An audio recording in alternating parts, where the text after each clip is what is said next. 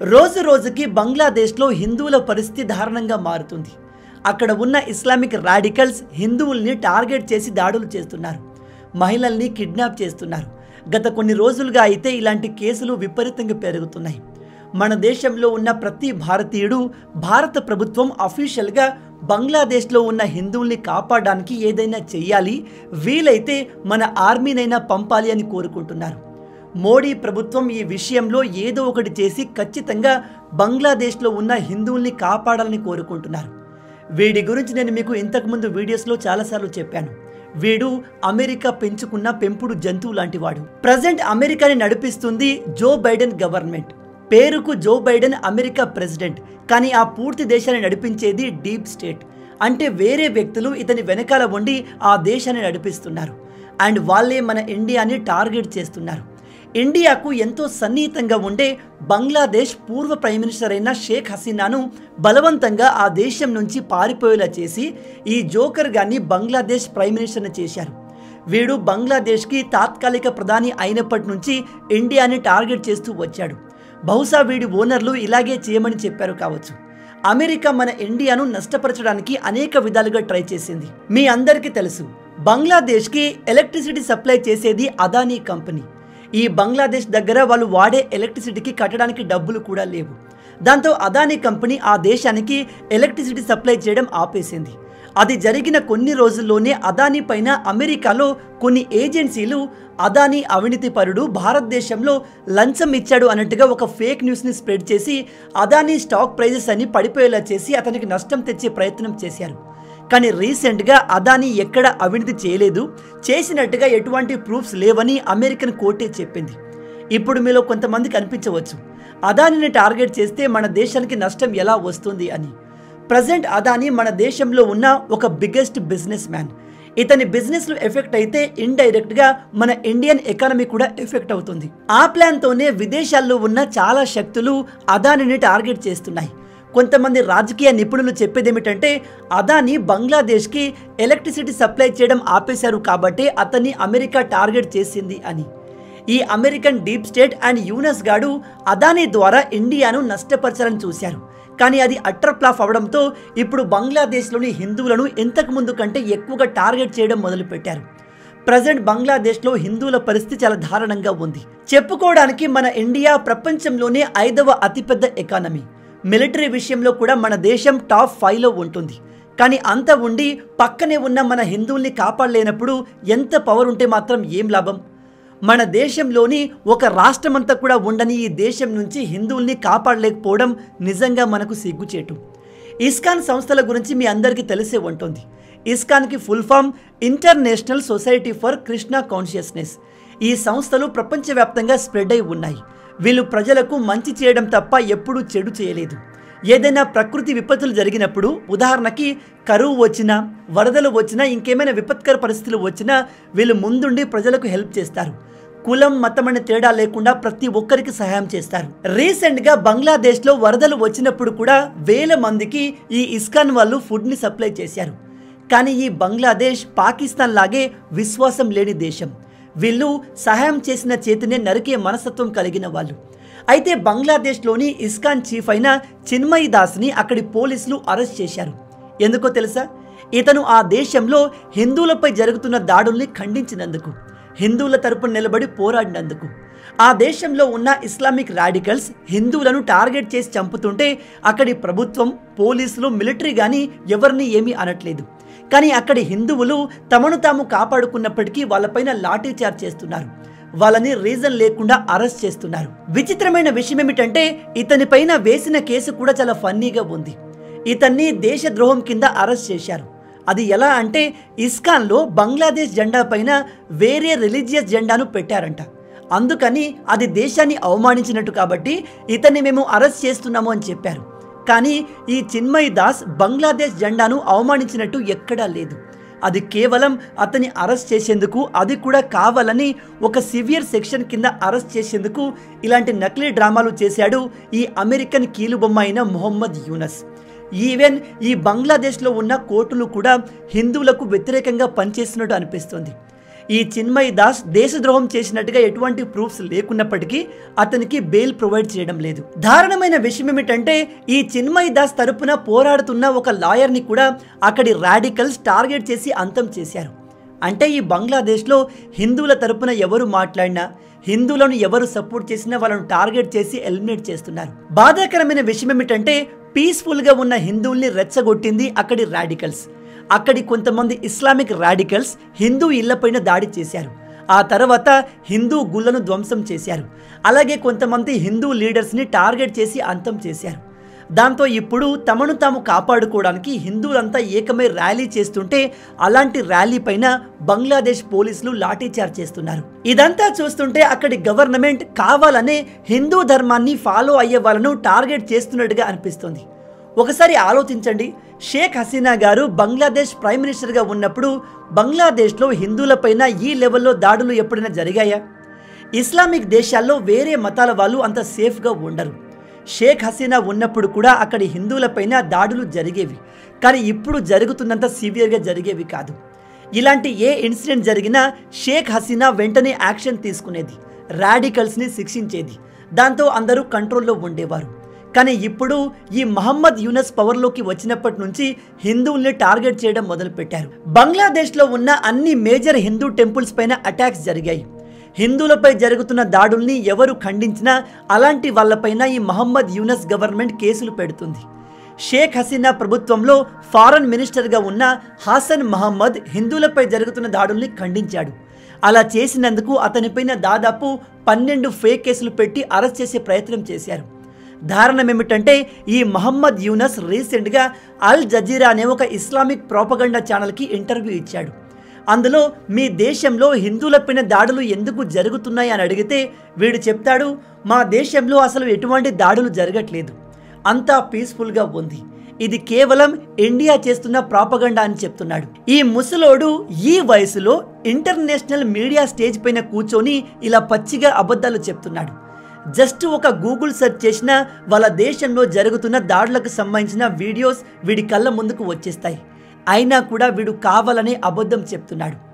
దీపావళి సమయంలో హిందువులు నవరాత్రి పూజలు చేస్తారు, దుర్గాదేవిని ఘనంగా పూజిస్తారు. ఇలాంటివి బంగ్లాదేశ్లో ఎప్పటి నుంచో జరుగుతున్నాయి. అయితే ఈసారి అక్కడి హిందువులు దుర్గా పూజను సెలబ్రేట్ చేద్దాం అనుకుంటే అక్కడి ఇస్లామిక్ రాడికల్స్ మీరు బయట ఓపెన్గా దుర్గా పూజను సెలబ్రేట్ చేయడానికి వీల్లేదు, మీరు అలా చేస్తే మీ పైన అటాక్ చేస్తామని బెదిరించారు. దారుణం ఏమిటంటే అక్కడి హిందువులు భయపడి ఎప్పటిలా కాకుండా ఒక చిన్న ప్లేస్లో దుర్గా పూజను సెలబ్రేట్ చేస్తుంటే కొంతమంది రాడికల్ ఇస్లామిస్టులు అక్కడికి వచ్చి స్టేజ్ మీదకి ఎక్కి మీరంతా హిందూ మతాన్ని వదిలేసి మా మతంలోకి వచ్చేయండి, మీరు చేస్తుంది తప్పు అన్నట్టుగా అక్కడ ప్రీచింగ్ చేయడం మొదలుపెట్టారు. ఒకసారి ఆలోచించండి, మన దేశంలో హిందువులు ఇతర మతస్థుల సభలోకి వెళ్ళి మీరంతా మీ మతాన్ని వదిలేసి హిందూ మతంలోకి చేరండి అని చెప్తే పరిస్థితి ఎలా ఉంటుంది? హిందూ ర్యాలీస్ కొన్నిసార్లు వేరే మతం ఏరియాస్లోకి వెళ్తేనే పెద్ద పెద్ద గొడవలు జరుగుతాయి. కానీ ఈ బంగ్లాదేశ్లో మాత్రం హిందూ సెలబ్రేషన్లోకి ఈ ముస్లింలు ఇష్టం వచ్చినట్టుగా వచ్చేసి అక్కడ ఉన్న వాళ్ళని మీ మతం మార్చుకోండి అని బెదిరిస్తున్నారు. ఇంత జరుగుతున్నప్పటికీ అక్కడి పోలీసులు కానీ న్యాయ వ్యవస్థ కానీ పెద్దగా పట్టించుకోవట్లేదు. అలా చేసిన వాళ్ళపైన యాక్షన్ తీసుకోవట్లేదు. ఇంకో ప్రాంతంలో అయితే దుర్గా పూజ నడుస్తున్నప్పుడు ఒక రాడికల్ పెట్రోల్ బాంబుని అక్కడ ఉన్న హిందూ క్రౌడ్ పైన విసిరేశాడు.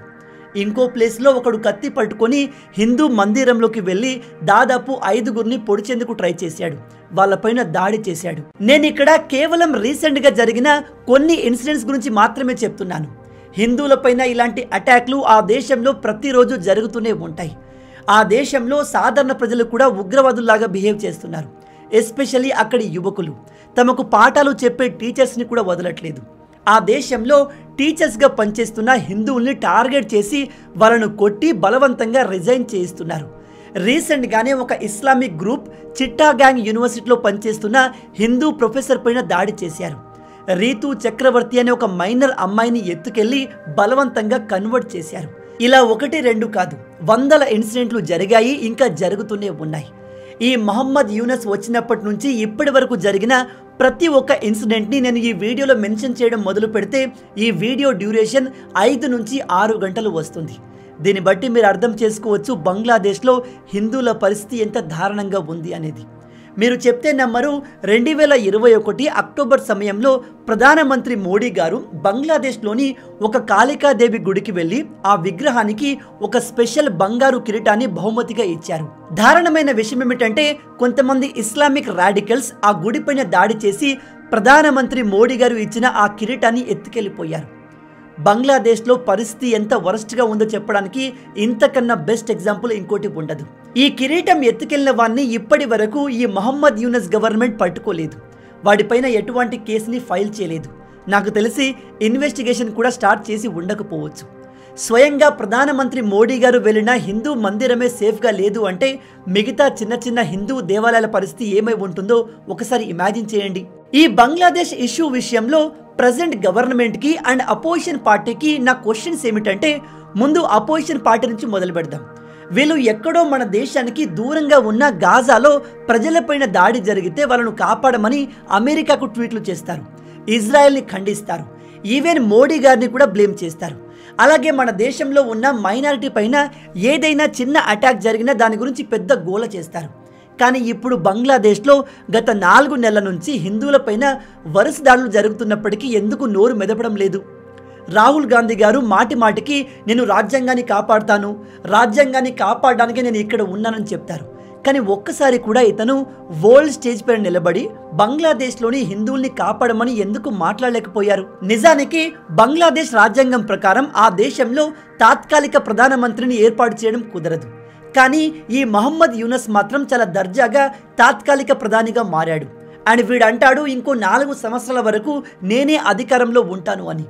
ఫస్ట్ ఆఫ్ ఆల్ ఇతను ఎటువంటి ఎలక్షన్లో పార్టిసిపేట్ చేయలేదు, ఇతనికి ఎవరు ఓటు వేయలేదు, ప్రజల సపోర్ట్ ఇతనికి లేదు. అలాంటప్పుడు ఇతను ఎలా ఆ దేశాన్ని సంవత్సరాల పాటు పాలించాలి అనుకుంటున్నాడు?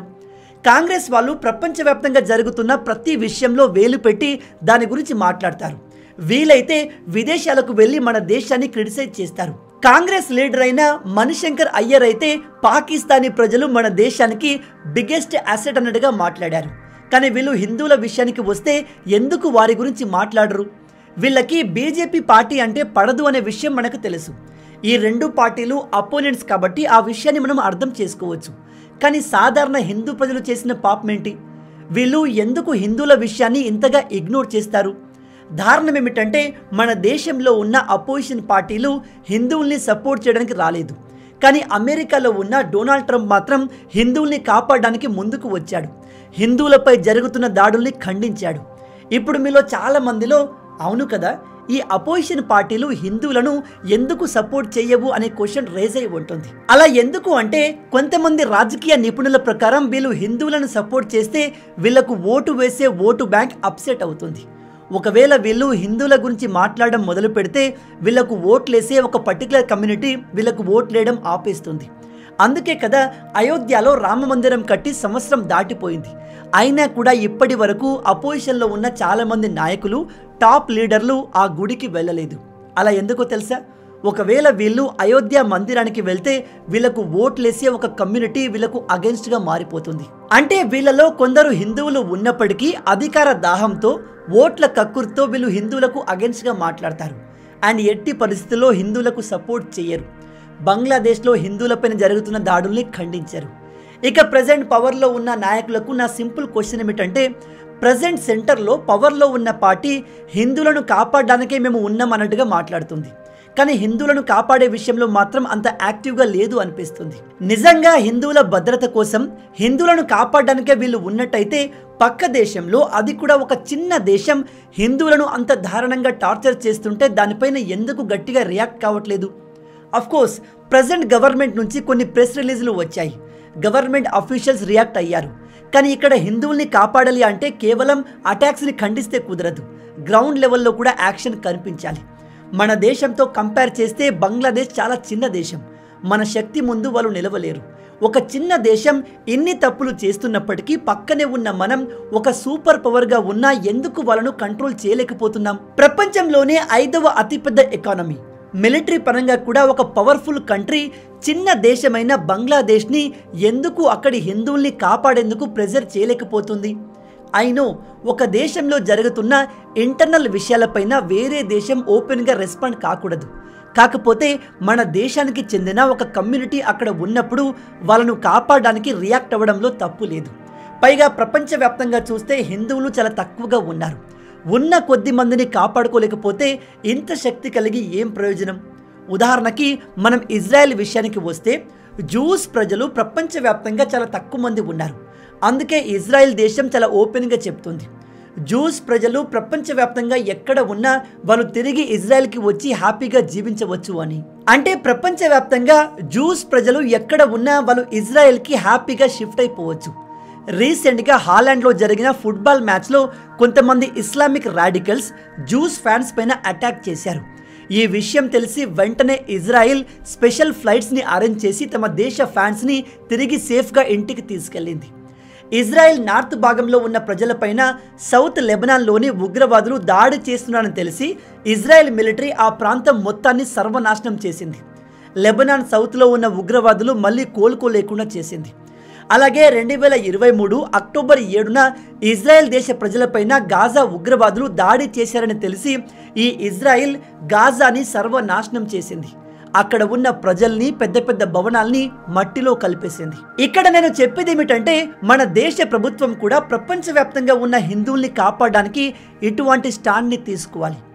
బంగ్లాదేశ్ లాంటి ఒక వీక్ అండ్ చిన్న దేశాన్ని ప్రెజర్లో పెట్టడం భారత్కి పెద్ద విషయం కాదు. అయినా కూడా ప్రభుత్వం ఎందుకు వెనకాడుతుంది? ఆఫ్ఘనిస్తాన్లో ఒకప్పుడు హిందువులు ఉండేవారు, ఇప్పుడు అక్కడ హిందువులే లేరు. పాకిస్తాన్లో ఉన్న హిందువుల పరిస్థితి ఏమవుతుందో మనందరికీ తెలుసు. ఇక మిగిలింది కొద్దో గొప్ప బంగ్లాదేశ్లో మాత్రమే. వాళ్ళను కూడా అంతం చేయడానికి ఈ మహమ్మద్ యూనస్ గవర్నమెంట్ ట్రై చేస్తుంది. నేను ఈ విషయాన్ని ఎంతగా స్ట్రెస్ చేసి ఎందుకు చెప్తున్నానంటే రేపు ఇస్లాం మతానికి చెందిన ప్రజలకు ఏమైనా అయితే వాళ్ళు వేరే దేశంలోకి షిఫ్ట్ అవ్వడానికి ప్రపంచవ్యాప్తంగా అనేక ఇస్లామిక్ దేశాలు ఉన్నాయి. అలాగే ప్రపంచవ్యాప్తంగా అనేక క్రిస్టియన్ దేశాలు ఉన్నాయి. కానీ ప్రపంచంలో కేవలం ఒకే ఒక హిందూ దేశం ఉంది, అదే మన ఇండియా. హిందువులకు ఇండియా తప్ప ప్రపంచంలో ఎక్కడా ఏ దేశం లేదు. కాబట్టి భారత ప్రభుత్వం ప్రపంచవ్యాప్తంగా ఉన్న హిందువుల్ని కాపాడే బాధ్యత తీసుకోవడంలో ఎటువంటి తప్పు లేదు. మొత్తంగా ఇవే ఈ వీడియోకి సంబంధించిన పూర్తి విషయాలు. బంగ్లాదేశ్లో హిందువులపై జరుగుతున్న దాడుల గురించి మీరేమనుకుంటున్నారు? బంగ్లాదేశ్లోని రాడికల్స్ హిందువుల్ని కావాలనే టార్గెట్ చేస్తున్నారా?